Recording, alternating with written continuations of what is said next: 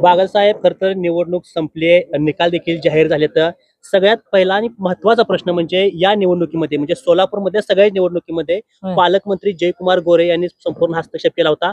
अगदी निवडणूक तळागाळापर्यंत जाऊन त्यांनी त्या ठिकाणी निवडणूक लढवायचा प्रयत्न केला होता. सांगोली देखील तुम्हाला परिस्थिती माहिती आहे. पहिली प्रतिक्रिया काय संदर्भात? पालकमंत्र्याचा पर्याय भाजपांचा, भारतीय जनता पक्षाचा आणि महत्वाची गोष्ट म्हणजे पालकमंत्री आणि त्याची जी चांडाळ चौकडी आहे का नाही, त्यामध्ये आखूड दांड्याची, लांब दांड्याची, चमच्याची प्रत्येक तालुक्यामध्ये गोळा केलेला आणि विशेषतः पालकमंत्री स्वतः पालकमंत्र्यांचा अहंकार मोडीत काढला लोकांनी, अक्षरशः चुरगळून टाकला अहंकार लोकांनी. तुमची सत्ता, तुमचा माज इथं चालणार नाही. हा सोलापूर जिल्हा स्वाभिमानी जिल्हा आहे. पंढरपूर असू द्या, मंगळवेढा असू द्या, सांगोला असू द्या, सांगोल्याबद्दल मी काही बोलणार आहे, परंतु पंढरपूर आणि मंगळवेढ्यातील जनतेने तर पालकमंत्र्यांना मातीत घातलंय अक्षरशः मताच्या रूपाने, असं म्हणणार आहे मी. पालकमंत्री इथे येऊन सुद्धा एवढ्या सगळ्या सभा घेऊन स्वतः देवेंद्र फडणवीस सुद्धा या सभेमध्ये कुठं सांगोला असेल, मंगळवेढा असेल, इकडे सुद्धा आले होते. काय सांगता सगळ्यांना? काय मग तर मला वाटतं देवेंद्र फडणवीस साहेबांची सुद्धा हार आहे असं मी म्हणेन.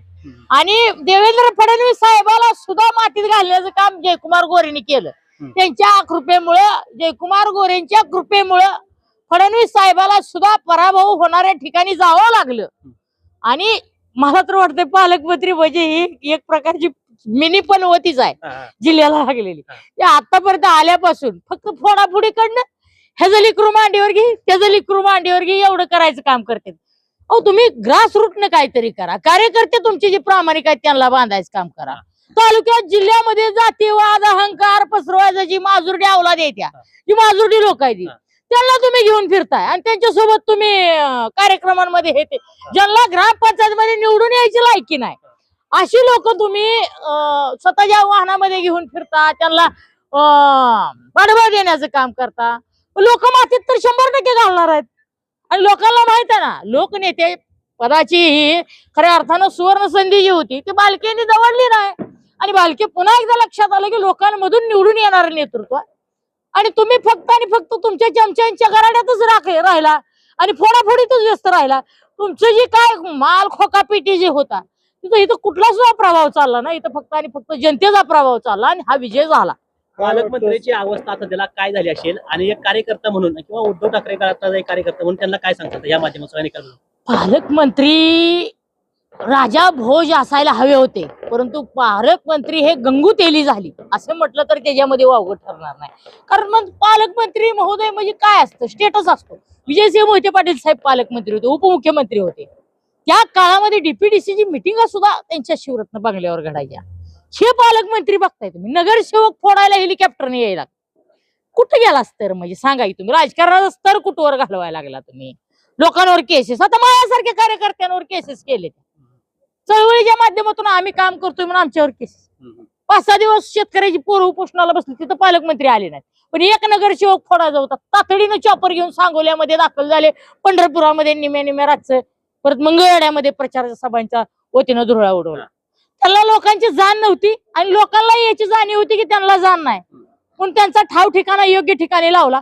माझं तर म्हणणं आहे भाजपनं आता लवकर सुधरून ह्या पालकमंत्र्यांना घरचा रस्ता दाखवावा आणि ह्यांची रवानगी कुठेतरी दुसरीकडे करावी, जेणेकरून आमच्या जिल्ह्याला चांगला पालकमंत्री एखादा दुसरा दिला तर बरं होईल असं माझं मत आहे. मंगळमध्ये चित्रा वाघ देखील आल्या होत्या, त्यांची देखील मोठी सभा झाली. त्यांनी देखील मंगळकरांना काहीतरी मटन नॉनव्हेज काही देखील आव्हान केलं. मटन खावा, मटन आणि बाबा कमळाचं बटन असं म्हणाले होते. वाघ आडनावाप्रमाणे त्यांनी गर्जना करायला पाहिजे होती, परंतु त्यांचा मला वाटतं लोकांनी त्यांचा आवाजच ऐकला नाही. कदाचित खऱ्या अर्थानं त्यांनी भगवंताच्या नगरीमध्ये येऊन, संतांच्या नगरीमध्ये येऊन मटण अंडी अशा अनापशनाप गोष्टी, मी माळकरी आहे तुमच्या माहितीसाठी सांगतो, त्यामुळे मला सुद्धा वैयक्तिक वाईट वाटलं. पण लोकांना किती वाईट वाटलं असेल सांगा. लाखो भाविकांची, करोडो भाविकांची भूवैकुंठ नगरी असलेली पंढरपूर आणि संत दामाजी पंताजी नगरी, तिथे येऊन तुम्ही अंड्या वाटण्याच्या गोष्टी करता. ही भाजपची संस्कृती आहे का? ही भारतीय जनता पार्टीचा संस्कार आहेत का? तुम्ही विधान परिषदचे आमदार आहे, सभागृहामध्ये एका काम करताय आणि तुम्ही काय म्हणताय अंडी मटण खावा. लोकांना काय सवय लावायची तुम्हाला? लोक काय तुम्हाला हे रिचार्ज फीचर्ज आहे का, स्क्रॅच केलं की तुम्हाला बॅलन्स येईल तसं तुम्हाला निवडून याचाल, हा तुमचा भ्रम होता. आणि हे या 2 निवडणुकांच्या मानानं लोकांनी तुमचा भ्रम निराश केला, तुम्हाला जागा दाखवली. तुमची जागा जी खाली आहे ती खाली दाखवण्याचं काम केलं. अकलूज असेल, मोहोळ असेल, हा. नंतर इकडची सांगलीची नगरपालिका असेल, पंढरपूर असेल, हा. थोडक्यात म्हणजे सोलापूर जिल्ह्यातल्या ह्या ज्या नगरपालिका आहेत, तर सगळीकडेच भाजपचं कुठंच एवढंही राहिलेलं नाही. म्हणलं का नाही मी तुम्हाला, सुपडा सापू सुपडा साप. इथली जनता स्वाभिमानी आहे, या लोकांना अजिबात हे गोष्टी पटलेल्या नाही. मग भारतीय जनता पार्टीचं फोडाफोडीचं केवळ राजकारण आणि प्रत्येक ठिकाणी आमचा कमळाबाईचाच माणूस असला पाहिजे हा त्यांचा अट्टहास. मग दुसऱ्याची लेकरं मी म्हणल्याप्रमाणे मागापर्यंत मांडीवर घ्यायची, त्यांना दूध पाजायचं, प्रसंगी त्यांना ओरडायचं, माझ्याच मांडीवर बसलं पाहिजे म्हणायचं. हे लोकांना पटलं नाही. लोकांनी मतातून अक्षरशः त्यांना उत्तर देण्याचं काम केलं. मतपेटीतून उमेदवारांना आमच्या भरभरून मतं दिली, त्याच्या माध्यमातून भारतीय जनता पार्टीला जागा दाखवली.